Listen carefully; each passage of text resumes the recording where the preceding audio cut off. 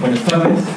Vamos a iniciar con la presentación del cuarto número de la revista Historia y Región. En primer lugar, hablará el magíster Cristian Sánchez Jara, docente en Historia e investigador de la guerra con Chile. Bien, ante todo, muy buenas tardes, Melesio. Muchísimas gracias por la deferencia y por el espacio que me das, a ustedes jóvenes, a las profesoras también que están aquí presentes de las diversas universidades y a quienes tengo el gusto de conocerlos el día de hoy. Soy docente de educación, formado aquí en la Universidad de Huacho, vivo en Barranca. Y bueno, solamente a manera de preámbulo antes de comenzar, somos un grupo de docentes que incluso ahora ya está viniendo mi colega también, que estamos inmiscuidos en los temas de justamente de lo que es la región, Lima Provincias, particularmente referidos en este caso a la zona de Barranca, Huacho, Huaral, lo que llamamos todos el norte chico. Valgan de verdad felicitar en este caso a quienes están dirigiendo esta revista. Es una monumental proeza hacer libros y revistas en este país, con todas las limitaciones que ello significa, pero aún así el ímpetu que tienen los jóvenes de poder dar conocimiento nuevo y que este conocimiento también sea trasladado a las escuelas, porque yo creo que esa es la razón fundamental, y es lo que conversábamos también con Melesio y conversábamos con los colegas también, de que este tipo de información pueda transmitirse no solamente a nivel de los claustros universitarios, sino que también vaya mucho más allá, que es a la formación de los chicos, ¿no? Que justamente se nutran de este nuevo conocimiento, y qué mejor que estos espacios en los cuales se puedan deliberar y se puedan dar a conocer aspectos de investigación que tanta falta hace no solamente a la región, sino también al país. Un cuarto número que me parece interesante, viendo en sí el índice, y en la que mi persona y el colega que también va a continuar, nos hemos dividido nosotros en dos grandes sectores. Yo les voy a comentar en este caso algunos temas puntuales, algunos de ellos que tienen relación con mi línea de trabajo, y otras que también son de mi interés personal, y que posteriormente será también complementado por Edgar. Este cuarto número, de verdad, tiene un tema interesante para mí, y decidí abordarlo y poder comentarlo, ¿no? Y que justamente a raíz de la presentación hace poco en Lima del libro acerca de lo que fue o es, en este caso, ¿no?, las asambleas de Chorrillos, la asamblea de Ayacucho, que está comprendida en el contexto de la guerra con Chile. Y valgan verdades, lo estoy leyendo aquí, luego ya he comprado el libro, lo acabo de comprar el día de ayer, a través de lo que es también, que me parece que es historiador sanmarquino, que es Abanto Chani, y que la verdad llena algunos vacíos en referencia a cuáles fueron esas cuestiones políticas que surgen tras la caída de Lima en 1881, en enero de 1881. Y bueno, aquí gráficamente Abanto nos señala lo siguiente, y les voy a permitir aquí leer algunos resúmenes que me parecen que son interesantes en cuanto manifiesta de este artículo. Primero nos dice lo siguiente, ¿no?, que la caída de Lima en el año 81 va a generar nuevos escenarios. Básicamente estamos hablando del vacío de poder, porque ya sabemos que en este caso Piérola se traslada a la región de la Sierra, primero a Huancayo y luego se traslada finalmente a Ayacucho. Allí en ese tránsito todavía está él con el cargo, pues, de dictador.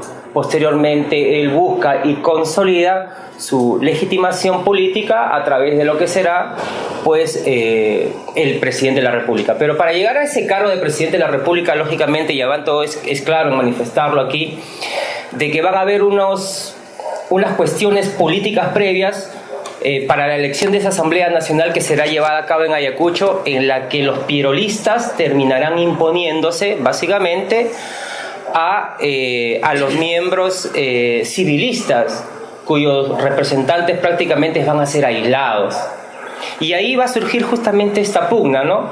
Esta pugna de poder entre un gobierno que había surgido en la Magdalena tras la guerra, tras la caída de Lima, y que tenía el apoyo chileno, pero bajo una condición, que es justamente la entrega de Tarapacá, cosa que García Calderón no lo hace porque los intereses salitreros de ellos, de los civilistas, es muy fuerte en esa zona, y por otro lado también, que es la irrupción ya como presidente legítimo por un periodo de 4 meses aproximadamente, en este caso de Nicolás de Piérola, pero que termina justamente como presidente de la República. Me llama la atención particularmente cuando yo observaba la lista de representantes que iban sobre todo de esta zona, de la zona ocupada del norte chico, ¿no? Lo que es Barranca, Huacho, que ahí aparecen algunos representantes y que me van a permitir básicamente al tema que uno está analizando, investigando, poder rastrear a posterior del trabajo. Este es un trabajo interesante de él también. Volviendo al tema en sí también, están las discusiones en cuanto a todavía mantener el apoyo de Bolivia, ¿no? Piérola todavía lo considera pues como un aliado importante, ¿no? El hermano que, a pesar de que había tenido pues un comportamiento nada claro y nada, digamos, convincente durante la guerra, todavía tenía Piérola la esperanza de poder seguir manteniéndose aliado con Bolivia. Posteriormente vamos a ver también de que esto pues no va a ocurrir así. Y me voy a permitir, para ya culminar así a grandes rasgos, lo que van a encontrar ustedes en este interesante artículo de Abanto, en la página 57 y 58, él concluye en lo siguiente, nos dice que cada gobernante, esto está referido al problema que está surgiendo entre Piérola con Francisco García Calderón en estas asambleas llevadas a cabo tanto en Chorrillos como también en Ayacucho. A su manera intentaron resolver el problema de la paz con Chile. Aunque estos resultados no fueron mejores, dice, porque la unidad nacional se encontraba ausente por las distintas formas de cómo se apreciaba la guerra y la paz. Definitivamente, y como ya también lo vienen manifestando diferentes estudios en referencia al tema de la guerra, la falta de unidad será un aspecto importante. Entonces este tema, el de Abanto, permite seguir enlazando aspectos puntuales que posteriormente serán continuados también durante el contexto ya de la guerra en la sierra. Esa es a manera de conclusión que yo puedo sacar aquí en referencia a lo que es el artículo de la Asamblea de Ayacucho de Julio César Abanto Chani. El otro artículo que también me suscita aquí de interés y es menester también importante es en referencia a lo que es el quehacer político de los chinos en un valle de la costa peruano de un destacado antropólogo sanmarquino, Humberto Rodríguez Pastor, quien he tenido la oportunidad también de leer una cantidad de 3 o 4 libros de él, partiendo de un libro básico que es para la zona aquí, que fue La rebelión de los rostros pintados en Pativilca en el año 1870. Luego también con su tema de los hijos del dragón, y posteriormente con una serie de documentos que nos grafican cuál fue el comportamiento de los chinos asumidos en el contexto de 1849 a 1872, que es en el contexto en la que llega la primera oleada de migración asiática o trabajadores coolies, como se le llamaba en esa época, ¿no? Pero aquí ya Humberto avanza un poco más. Humberto se sitúa en el siglo XX. Y aquí vamos a ver otro aspecto que también me parece importante, ¿no? Porque aquí vamos a ver a exculis, como él también lo menciona, o chinos de una segunda generación que van a llegar en el periodo ya del siglo XX, 1900, 1940, pero cómo ellos van a hacer su participación política.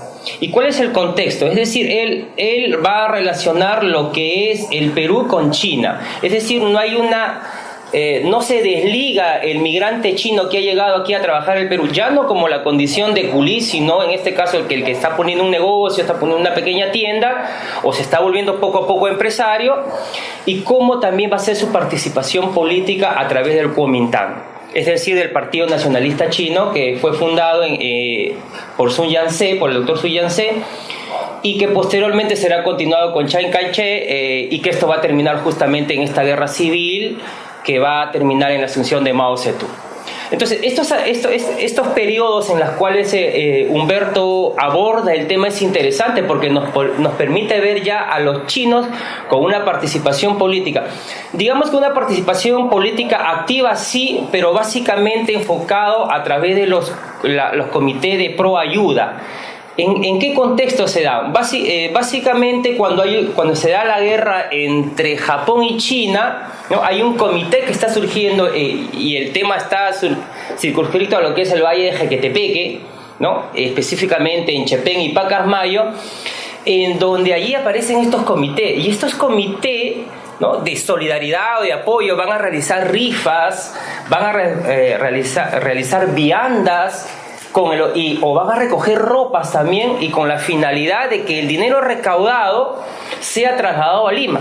¿Y por qué en Lima? Porque en Lima estaba un comité central chino que tenía una gran cantidad de sedes y que básicamente todas ellas respondían a un patrón, todas ellas pertenecían al Kuomintang, al Partido Nacionalista Chino. Entonces este tema también me resultó interesante, porque aquí en la zona del norte chico, por ejemplo, en Pativilca, existe una pagoda, un templo chino. Y en ese templo chino, donde con Edgar, que ahora ya está llegando aquí en medio del camino, que está cerca de Quillahuacho, y con otros colegas, nosotros hemos podido ingresar, por ejemplo, a la pagoda china. Y en esa pagoda china, la verdad que cuando uno ignora, entonces ve y observamos que existen cuadros. Y hay un cuadro justamente del Kuomintang, en donde se ve el ingreso a caballo de Chiang Kai-shek, por ejemplo. Entonces, más o menos que este tema también nos va a ir dilucidando aspectos que uno los tenía, como se dice allí, ¿no? ¿Qué representa este cuadro? Y no sabíamos ubicarlo. Pero aquí también nos permite, y esto es un tema de región también, quizás que esa pagoda, ¿por qué ese cuadro de Chiang Kai-shek en un templo, ¿no?, chino aparece ahí y está ahí todavía? Y hay una gran cantidad de objetos chinos, por ejemplo. Entonces, esos temas, ¿no?, de región, si bien es cierto, están ligados, por ejemplo, al caso de Chepén, también están ligados, por ejemplo, al tema de la región aquí, que es Pativilca, por ejemplo. Y volviendo al tema, básicamente la creación también de la Cruz Roja China, de ayuda y solidaridad a todos aquellos niños huérfanos que están quedando producto de la guerra con el Japón. Entonces, y finalmente también termina Humberto señalando aquí brevemente una historia, es decir, de un chino que tiene una participación. Digamos que su participación de este chino no es de una política activa, sino que por medio de entrevistas que se realiza a través del periódico La Unión, ellos van contando, ¿no?, cuál es el parecer que ellos tienen, cuál es la opinión que tienen acerca del gobierno de Chiang Kai-shek, que lo ven legítimo, pero también acerca de cuál es la opinión política que tienen de los gobiernos de turno, comprendidos entre el periodo entre el 20 y el 40, más o menos, en la cual de ellos se hace irrupción política importante también. Y hay algo muy importante que también resalta Humberto. Humberto también resalta, por ejemplo, aquí cómo existe, digamos, hasta un grado de cercanía entre estos comités de roperos, como le llamaba él, o como se le llamaba en esa época, y la municipalidad de Chepén. Es decir, la alcaldía también tenía, digamos, esa predisposición a ayudar a estos chinos que, si bien es cierto, ya, digamos, de primera generación, porque todavía manifiesta Humberto que todavía existen algunos ex-coolies, ¿no?, pero hay unos chinos que ya han llegado bajo la condición ya de negociantes, de trabajadores, muy distinta a la primera, pero que este es el motivo por el cual se está uniendo. Un artículo que es también muy, muy interesante para nosotros. Pasando a otros aspectos, en cuanto a lo que es las notas, decidí en este caso leer y manifestar mi énfasis en cuanto a lo que es el Archivo Regional de Ayacucho, ¿no? En este caso, Walter Dimas Barraza, ¿no?, como nota informativa, nos detalla claramente cuáles son los objetivos, la visión, el organigrama del Archivo Regional de Ayacucho, ¿no? Y aquí básicamente en la página 109, ¿qué podemos encontrar? Y de repente algunos de ustedes tengan temas en referencia a lo que es el área surandinas En este caso, ¿qué podemos encontrar? Nos dice Walter Dimas. Podemos encontrar fondos documentales, principalmente de la Corte Superior de Justicia de Ayacucho, la del Poder Judicial, notario, municipalidad, cabildo, intendencia, corregimientos. Reforma agraria es un tema interesante, tanto en las provincias de Huanta, Cangallo, Fajardo, La Mar, Huancazanco, Huamanga. Y aquí básicamente nos señala, ¿no?, lo que es procedencia, año, paquete, legajo.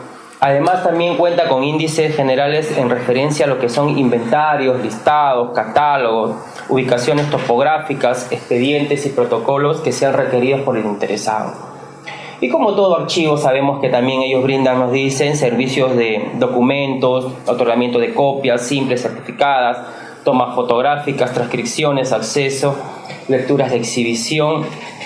Él señala que con la única intención de que el usuario, es decir, cada uno de nosotros, nos sentamos a gustos y satisfechos con la información y el trabajo brindado por el archivo, ¿no? E incluso aquí también en la página 111 está una especie de maqueta de lo que es el proyecto del proyecto, dice, del nuevo local, fortalecimiento de la capacidad operativa del archivo regional, ¿no? Una nueva infraestructura que me parece que es interesante porque se requiere justamente espacio para las áreas de investigación, ¿no?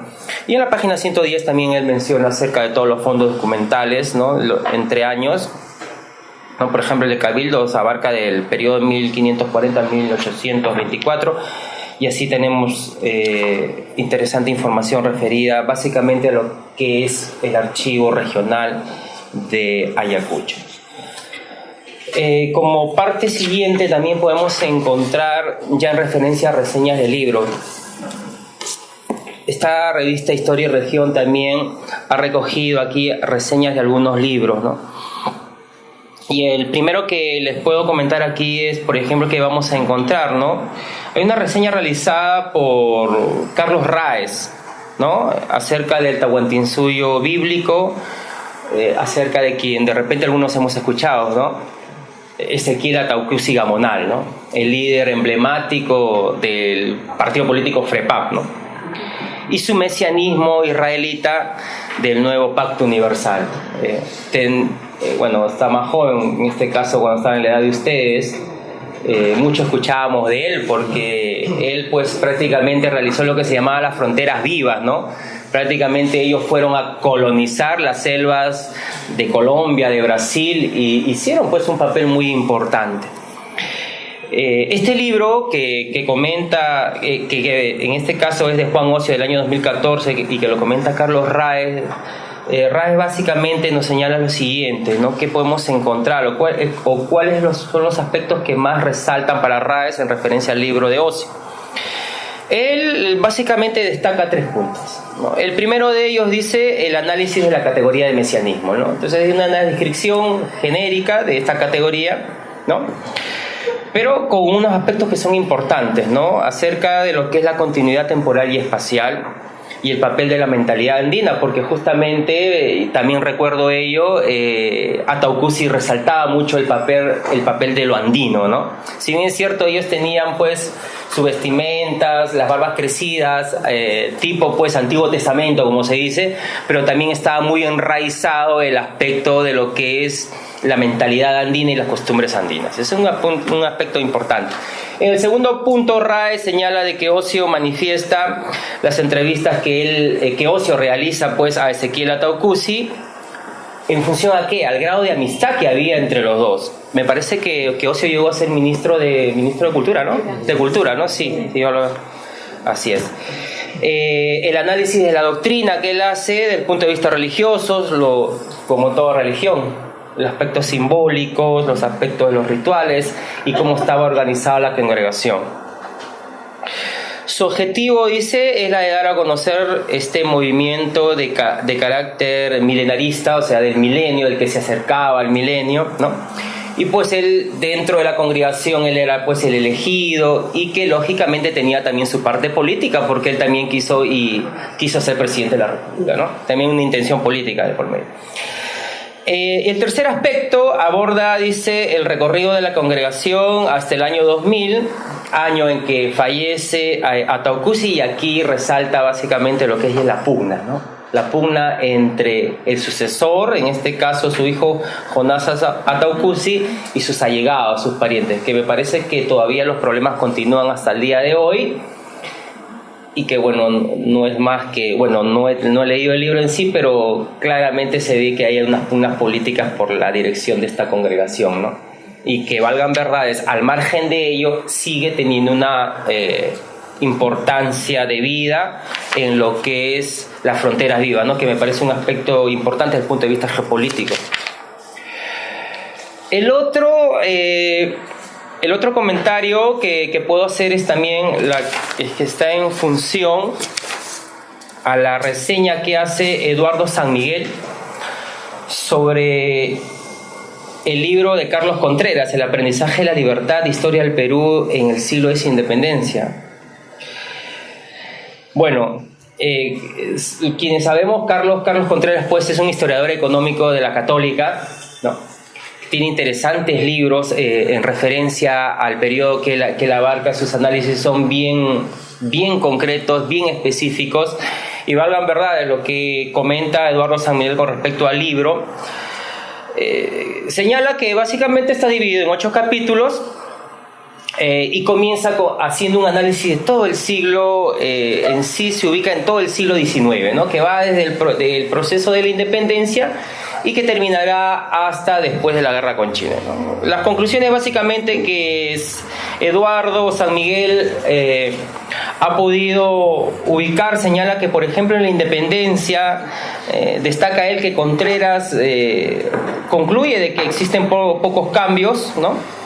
Y que sí resalta la participación indígena. Con referencia al periodo post-independencia, después de 1824, básicamente se centra ya en la administración del país y el papel que van a asumir los blancos, es decir, ¿no? La irrupción de los mistis, como se le decía en esa época, como un poder político importante. Esto también va acompañado con el periodo post-independencia, que será pues el surgimiento del caudillismo militar, ¿no? Sin embargo, San Miguel comenta en este caso que Contreras tiene aquí una debilidad para él, ¿no? De que él no analiza a profundidad el tema en sí, ¿no? Y que para él pues no existen las debidas aclaraciones que debería haber hecho en este punto, ¿no? En el periodo que es importante, que también Carlos ha trabajado ya en otros libros, está acerca del tema central, que es uno de los temas centrales del siglo XIX, ¿no? Que es el periodo de la prosperidad falaz, lo que le llama, o aparece en el libro así, como la revolución del guano, ¿no? Aquí básicamente, ¿cuáles son los principales aportes económicos? Detalla que Carlos Contreras detalla acerca de pormenores de los negocios, el impacto que tiene el ingreso de los dineros del guano en nuestra economía, y que los impuestos, dice, que se cobraban en aquellos periodos eran mínimos debido a, lógicamente, a que la mayor parte de los ingresos están proviniendo de los ingresos del guano.